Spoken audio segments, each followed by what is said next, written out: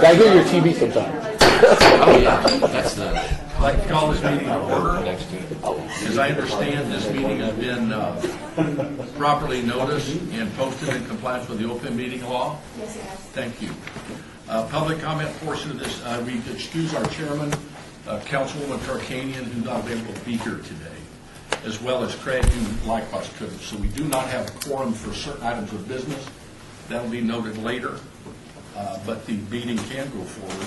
Public comment during this portion of the agenda must be limited to matters on the agenda for action. If you wish to be heard, come forward and give your name for the record. The amount of discussion as well as the amount of time any single speaker is allowed may be limited.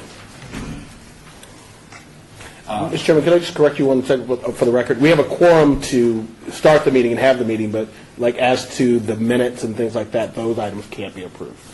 Right. Good. Thank you for Brian for Thank you. that update and clarification.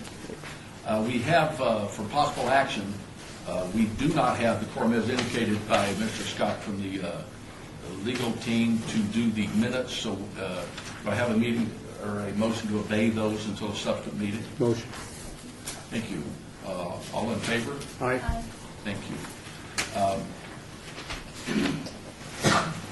Our members are, excuse me, let's see. Now we go to number 5, discussion for possible action on the appointment of chairperson and vice chairperson for the calendar year 2013. The bylaws require the appointment of the chairperson and vice chairperson for the calendar year 2013. I will indicate to you that we had an election to change since our chairman, Mr. Kern, resigned from the board recently. But I will now entertain nominations for those offices. Mr. Chairman, I would nominate Councilman Tarkanian to be chairwoman and you as vice chairman. Okay. Any other nominations? All in favor? Aye. Any opposed? And I'm not opposed, I guess. Very good. Are there any questions or discussions? A discussion for, this is number 6, discussion for possible action on general report by the city auditor. Mr. Snelson. Thank you very much, Mr. Chairman. Currently, the following audits or projects are in process. Detention services, Nancy Beatty is the lead auditor on that, dealing with the detention services, a food service contract, and it's in the reporting phase right now. PRNS, control classification and approval of overtime. Brian Smith is the lead auditor on that, and it's in the field work stage. Office of Cultural Affairs, that's Nancy Beatty, and it's in the planning stage. Hanson Contract Review, I have responsibility for that, and it's in the field work stage. Cash Audit Courts Witness Fund, Gary Phillips is the lead auditor on that, and that's in the reporting phase. Software Audit of Fire and Rescue, Philip Marmorowski, and that's in field work. Software Audit, City Clerk's Office, and that's in the, again, Philip Marmorowski's the lead auditor, and that's in the reporting phase. Software Audit of Leisure Services, Phil Marmorowski, and that's in the planning stage. And then Software Audit of Cultural Affairs, Phil Marmorowski, and that's field work. This concludes my report. Thank you. Are there any discussions or questions? I will entertain a motion. Motion approved of the auditor's report. All in favor? Aye. Very good. Number 7, abeyance item. Report for possible action regarding an update of the audit of leisure services, sport field administration. I believe Nancy Beatty, one of the auditors, is she the one to report? Yes, Mr. Chairman. Good morning. Good morning, members of the committee. On August 5th, 2013, Scott Adams submitted a request for the audit committee to either delay the testing of audit compliance with outstanding incomplete items for at least 18 months, or close the current audit and initiate a new audit read after at least 18 months' time. At this time, I would like to provide you with an update on the work that has been completed to date to close many of the audit recommendations, what remains to be completed, and our proposal for moving forward. One of the audit recommendation statuses used by the City Auditor's Office is called Extended. Departments have requested that recommendations be moved to this status for situations that are beyond their control and for areas where an extended amount of time is required to implement changes such as new computer applications. In light of concerns relating to working out system issues with the new RecTrack software and representations that PRNS recently commissioned a new rate study, the audit recommendations on this slide will be moved to the extended status. Although recommendation 4.1 relates to the computer system, I submit that waiting to test its effective implementation would not be prudent. The finding initially dealt with inconsistencies on how data was input into class. It was a textbook example of the phrase, garbage in, garbage out. During one allocation period, a league would be entered by their name. In the next allocation period, the league would be entered by their initials. These inconsistencies made it difficult to research historically the status of leagues and tournaments. Steps have been implemented to mitigate the concerns addressed in the audit. Data entry standards were implemented in August 2012. Staff received training on RecTrack in December 2012, and the current allocation period is being processed in RecTrack. Testing on this recommendation would provide assurance that staff understands the data input standards and there is consistency in the input of data into RecTrack from one allocation period to the next. As noted in this slide, Elgin forwarded copies of their policies and procedures relating to the lighting of fields for my review, and I have initiated unannounced observations of fields. These initial observations have shown a vast improvement in ensuring that lights are only on when players are on the field. Once I complete these observations, I will test compliance with policies and procedures. As noted in the above slide, policies and procedures have been submitted and testing has been initiated. Testing shows that certain information is not being captured on the field monitor reports, and some tournament user groups have voluntarily elected to provide security for their events. Policies do not address whether these entities are required to follow city security guidelines. All that remains to close out this recommendation is to retest field monitor reports and to update the policies to include user groups that voluntarily elect to have security at their events. Policies and procedures were submitted relating to concession permits and nonprofit status, which did not address who specifically can operate concession stands on city sport fields. Therefore, we requested clarification. NRS 426 specifically states that persons who are blind have a priority to operate vending stands on public properties. The term vending stand includes snack bars for the dispensement of foodstuff and beverages. One of the exceptions to NRS are persons raising money for the charitable activities of a corporation. Testing on these recommendations cannot occur until we have received clarification of how PRNS plans to address the NRS concerns, and policies and procedures have been updated to reflect this. In light of potential changes to the allocation process as a result of the rate study, testings on these recommendations would consist of verifying that the status of nonprofit user groups is being completed and documented, determining that only verified nonprofit tournament users receive the nonprofit rate, and verifying the status of concession permits as clarified by PRNS. Testing the nonprofit status for priority during the allocation process will be deferred until the rate study is completed. If user groups still receive priority for being a nonprofit organization, this will be tested with recommendation 5.1. A considerable amount of time has already been expended by Elgin Williams, his staff, and myself to close these 7 audit recommendations. As demonstrated in the above slides, once we receive clarification on a few items, a majority of the remaining time needed to test compliance is not dependent on PRNS staff. We can complete our testing by observations, reviewing records, and accessing systems. I would be happy to answer any questions you have at this time. Representatives from Parks, Recreation, and Neighborhood Services are also here to answer your questions. Thank you. Are there any questions by the committee members? Mr. Chair, through you, Yes. what is the game plan for the outstanding findings? The outstanding findings? There's 7 of them that we have that are still outstanding. And as Nancy was saying, they're pretty much the staff, PRNS staff, has done all they need to do and now the ball really rests in our court.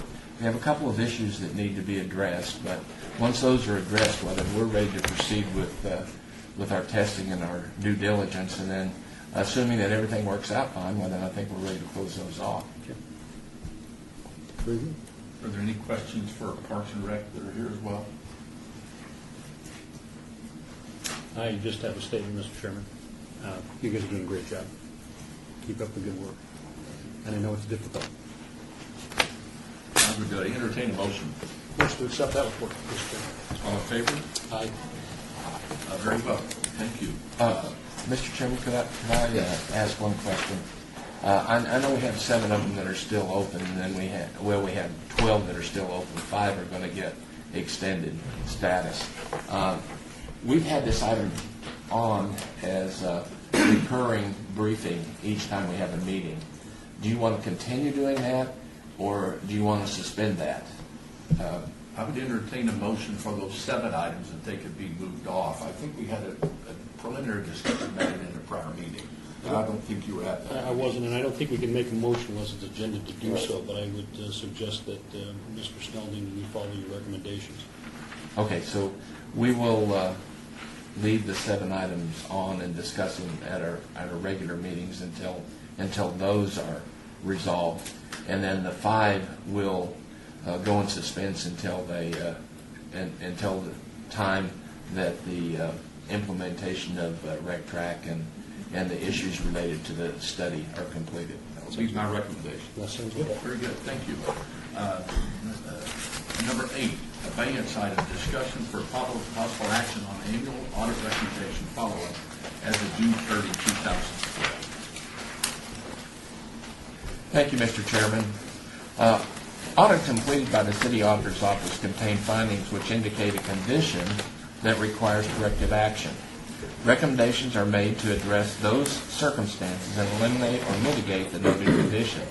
Management is asked to provide a management plan of action and an estimated date of completion for each of the recommendations. These management assertions are included in the audit report. The City Auditor's Office tracks the status of the recommendations. The status of each audit recommendation is classified by using the following categories: complete, the recommendation has been implemented, some other action has taken to effectively correct the deficiencies or other circumstances warrant its status to be of completion. Incomplete, the recommendation has not been implemented. Extended, the recommendation is not implemented due to circumstances beyond the department's control and not due. The due date is after, in this particular case, June 30th, 2012. Much of the benefit of the audit work is not in the findings reported or the recommendations made, but in the effective resolution. City manager is responsible for addressing audit recommendations. This follow-up is a process to help management fulfill this responsibility. An audit recommendation remains incomplete, extended, or not due until city management completes the recommendation and notifies the City Auditor's Office, including forwarding applicable documentary support. Subsequently, audit staff evaluates the evidence supporting the management's representation. If the evidence demonstrates that the recommendation has been adequately addressed, the auditor identifies the recommendation as being complete and notifies city management. The City Auditor's Office has provided 1,341 audit recommendations requiring corrective action to city departments since January the 1st, 1999. This report summarized the status of these recommendations as of June 30th, 2012. Let me just make one comment. We would have probably had this report earlier, but as it turned out, because of some memory, it was obeyed, and then we've had a hard time meeting this point in the year. So we're kind of almost around to where we're going to do the June 30th, 2013 one.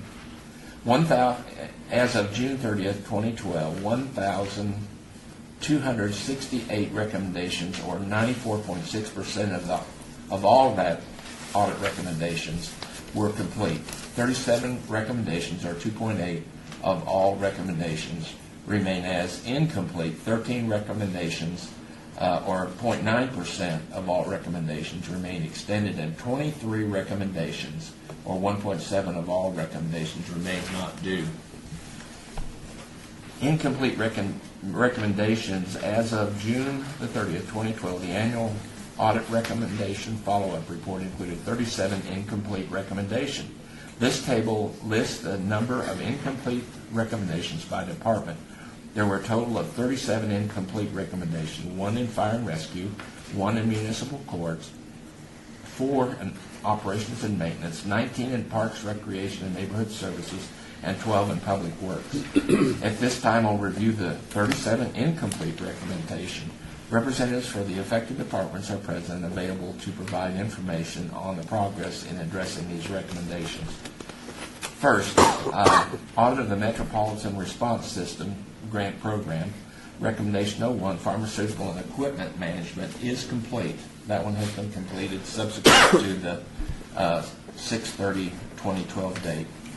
Minimum accounting standards checklist for Nevada courts, areas of non-compliance. This particular one relates to booking an adjustment to the bail register from the legacy system. This one remains incomplete and it's waiting on the booking of that adjustment. Operations and maintenance. Audit of sanitary sewer system. There are 2 recommendations. Spill reporting requirements. Sewer maintenance management should create documented policies and provide giving direction to the employees on how to comply with spill reporting policy.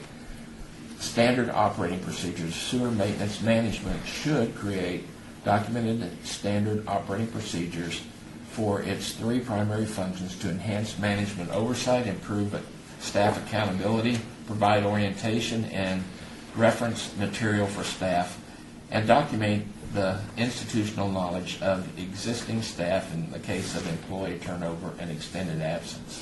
Both of these recommendations are incomplete, waiting on completion and implementation of procedures. Audit of the field operations fueling access and monitoring. There are 2 findings related to that: accounting code change and a key fob update. The status of the accounting code change is complete, and due to the fact that there's a new fuel system being implemented, 6.2, the key fob log update has been extended. The next group is the Parks and Recreation and Neighborhood Services, and these were previously reviewed. Also, and the 4 that are related to the audit of municipal sports unit, that was also included in that review. Public Works. There are the audit of public works, traffic, engineering, and field operations. As you can see up there, we have complete statuses. Go ahead. There we go. Nope, still going. Still going. One more. There we go. The ones that are in that first group, they have been completed since the beginning of the fiscal year. The status of the ones that are incomplete, seven of them were completed subsequent to the 6/30/12 date, and the remaining 5 are classified as incomplete. First one is inventory storage. TIFO management should complete an evaluation of the adequacy of the inventory organization storage practices. Once again, TIFO management should implement a program for documenting the earlier generation and recycle inventory. 4.1, TIFO management should document and implement inventory security policies and communicate these policies to employees. Safeguarding of tools and equipment. TIFO management should conduct an evaluation of the adequacy of the storage areas where valuable tools and equipment are being stored. And 5.4, TIFO management should document and implement procedures for securing and tracking its valuable tools and equipment. As I said, those 5 recommendations are incomplete. However, TIFO has been actively working on these, and there were some more that came due after the first of the fiscal year, and these are on track to be completed. So they've done quite a bit of work on that. Yep. Just to recap, of the 37 recommendations, 16 are now complete, 6 are extended, and 15 remain incomplete from that report. That concludes my report. Representatives are here if you have any questions that you want to ask. Thank you. Other questions or discussion? I have a quick question. Actually, Brad.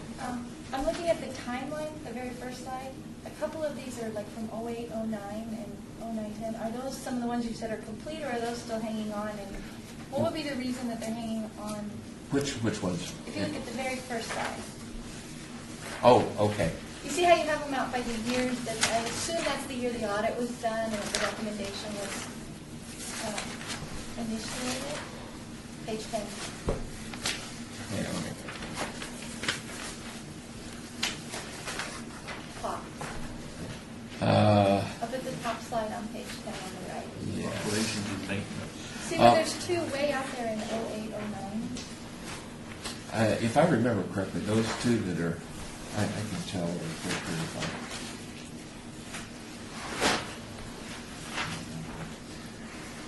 The municipal courts one is in 09-10.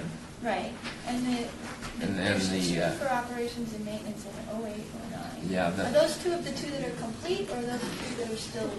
Well, the 2 that are in 08-09 relate to the audited sanitary sewer system, and those are still incomplete. I know, Okay. yeah, page 11. I know that operations and maintenance have been working on them. There are some extenuating circumstances related to these, that having to deal with some of the other entities that we've had to work with. And since I just don't know if that's a reasonable expectation. Jerry Walker represents that department. He can probably answer that. I'm sorry, what did I do? Come forward, if you would, Derek, to the table. Jerry Walker, Deputy Director of Operations and Maintenance, Street Sanitation Team. This is a matter of allocation of resources and priorities for us. Everything's been written. It's a matter of implementing. We are a very leanly staffed administrative division, so it's a question where we put our efforts at. We're also addressing fleet issues at the same time. There was a little bit of a hiatus here when the sanitary sewer section was reallocated when the reorganization came back. Everything's all written. It just needs to be implemented, and I would certainly anticipate it would be done before June 30th. We have passed a EPA sanitary sewer audit with flying colors last spring, and the Health District expressed their appreciation for the fine job we do on our sewer maintenance and sewer overflows. So we just need to carve out time to implement what we've written, and we should be good to go. As a follow-up, the auditor that's working with you on that, has that auditor been apprised of the things being completed? Well, Okay. yeah, for a number of reasons we have. Let me say something about that, which will speak to something that Orlando's working on. But yes, the answer to that is very much so. In this case, it's Brian Smith, and he's been working closely with them. But additionally, in order to get these items completed, Orlando, I've been supplying a status report on a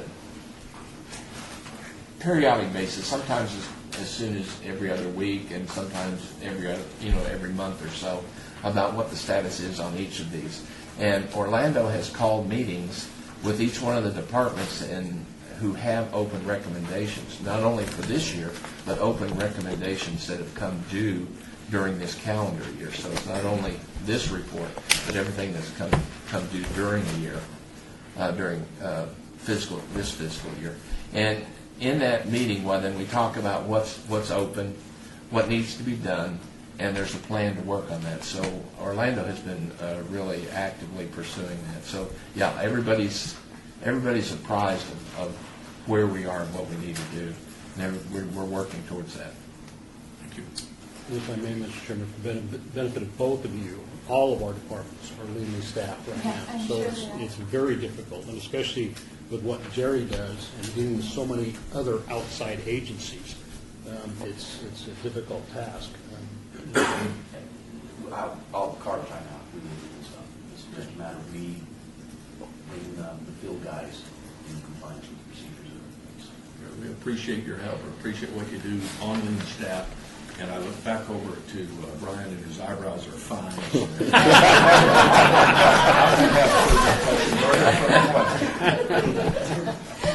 Thank you so much. I will entertain a motion. All in favor? Aye. Very good. Thank you. A discussion for possible action on audit of planning department, business licensing audit unit. Thank you, Mr. Chairman. Brian Smith was the lead auditor on this audit, and he'll give his report. I didn't know my eyebrows were so telling. Only to me. Yeah. All right, our office completed an audit of the business licensing audit unit, and as you're aware, business licensing is a division within the city's planning department, and the business licensing audit unit is one of the work units within business licensing. So now I won't take this personally as people walk out. Do I need to do something to make this more exciting? The audit unit is overseen by the business licensing manager and managed by the audit and administration section manager, and both Mary and Karen are here today. Within the audit unit are one senior business licensing auditor and two business licensing auditors. And the auditors conduct gross revenue and room tax audits to ensure compliance by business owners with license reporting requirements and to determine whether additional fees or taxes are due. During fiscal year 2011-12, the audit unit completed a total of 418 audits, including 393 gross revenue audits and 25 room tax audits. The gross revenue audits and room tax audits resulted in additional amounts due from business owners, including additional revenues or taxes, penalties, fees, and interest of approximately $313,000 and $117,000 respectively. In addition, the audit unit identified approximately $17,000 in refunds due to business owners. In addition to these audits, the auditors are involved in educating business owners on licensing and reporting requirements, researching licensing issues, and monitoring a variety of accounts and transactions. Business licensing is currently in the middle of a very significant system conversion from a mainframe system to an enterprise database system. And to business licensing's credit, they have told me that they look forward to us coming in and doing additional audits once they've fully implemented this new system. So this was a good opportunity for our office to come in. It's been a while since we've been into business licensing, and so this gave us a chance to get in, get our feet wet a little, and then we'll come back once the system implementation is complete. The objectives of our audit are listed up on the screen there. I'll let you take a quick look at those rather than reiterating all of them. I'd now like to give you a brief overview of some of our audit findings. We found that the business license audit unit does not have a formally documented work plan for the audit unit, including the objective, scope, and methodology of the work being performed. While the current criteria used by the audit unit for identification of businesses to audit are valid and should continue to be used, the use of expanded criteria that coincide with changing management priorities may further increase the effectiveness of the auditors in bringing businesses into compliance with licensing requirements and the identification of additional fees or taxes due to the city. We also found that while the business licensing audit unit follows established practices and refers to specific sections within the municipal code in completing their work, there are only a few documented desk procedures outlining their work activities, and the audit unit is in need of documented desk procedures and data input guidelines to ensure uniformity in audit methodology and reliability of data. There's also a need for improved management reports. While business licensing management review individual audit reports prepared by the audit unit and are provided certain summary information from the audit unit at their request, there are no routinely generated reports summarizing information on the activities of the audit unit. During the course of the audit, a couple deficiencies were also identified relating to the reliability of the current database for reporting purposes. The audit unit is no longer following a previously established process for filing its audit files. Also, the audit unit lacks a documented filing methodology and documented retention standards for hard copy and electronic documents. And the final finding related to the performance measurements being reported by business licensing. And the key performance measurement of the business licensing audit unit is the percentage of business license audits resulting in additional revenues to the city. This performance measurement was not being calculated correctly, and depending on management's intent, this calculation either failed to include the number of room tax audits that resulted in additional revenues to the city in the numerator, or failed to exclude the number of room tax audits from the denominator in the calculation. If you want more input on that, see me after. Management was very supportive of our audit. In fact, they've already completed 5 of the 19 audit recommendations, and they continue to work at implementing the remaining ones. Some of them may take a little longer, considering the system implementation. For example, before you want to finalize certain policies and procedures, it's important to have your new system in place so that those policies and procedures reflect that new system. And we have representatives from the department that are available. We've got Flynn Fagg, the Director of Planning, Karen Duddleston, the Business Licensing Manager, and Mary McElhone, the Audit and Administrative Section Manager. I'd be glad to answer any questions that you may have. Thank you. Are there questions or discussion? Comment. Keep up the good work. Question? I just have one question. You talked about calculations that were done a bit erroneously, or numerator, denominator. As they did implement, is that now being done right? That's one of the recommendations that was taken care of immediately. Okay. And it was just a matter of, they didn't want to include room tax audits in the calculation, so it was just a matter of removing that from the formula of the denominator. Quick fix. So, yeah. Okay, good. I'll entertain a report or the recommendation. Motion to accept. All in favor? Aye. Thank you.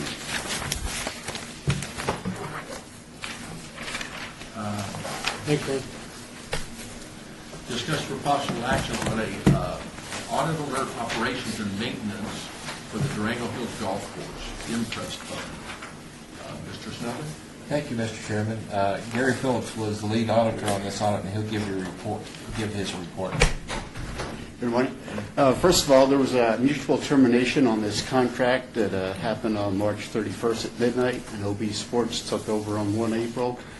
So that was one of the things. Anyway, Durango Hills Golf Course is a 18-hole executive golf course operated under, at that time, by IIR Golf Group.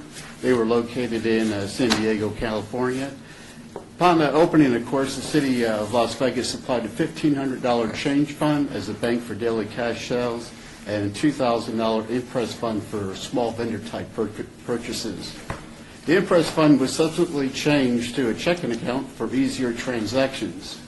When performing a petty cash count, we discovered that the impress fund was no longer operating as it was intended, and that was for like COD purchases for liquor and the supplies that came up where the vendor wanted cash. We started looking a little bit further into it, and payments that were over $500 needed to be approved. They were not being approved before issuing the check. The checks were written to employees, which is not common. Checks being issued for recurring operational expenses, which is not what was intended for, and checks were voided without explanation. One of the most difficult situation was trying to get the checking account to reconcile with the account records in San Diego and the timeline. We couldn't do a instant surprise audit on that. So we recommended that the IRI return the funds, which they did on the 24th of January 2013. The $1,500 in cash funds that we had for banks out there, we subsequently, with finance, went out there and did a spot check. They were actually over, and they redeposited that money, and we will be following up at a later time on the new contract there. Any questions? As I understand it, OB Sports is the new one? Yes, sir. They've dealt with Angel Park for a lot of years? Yes, sir. You've had experience with them before? They even took over for another golf course that IRI had defaulted on too, so they have some experience in that nature. Other questions or discussion? Yes, Mr. Miller. Mr. Chairman, I just make a comment about this. We have worked with them, worked with IRI over the years since 2002 when we had the first audit that had exceptions and worked with it. The use of the impress fund that they were using it for was totally inappropriate for what we were doing.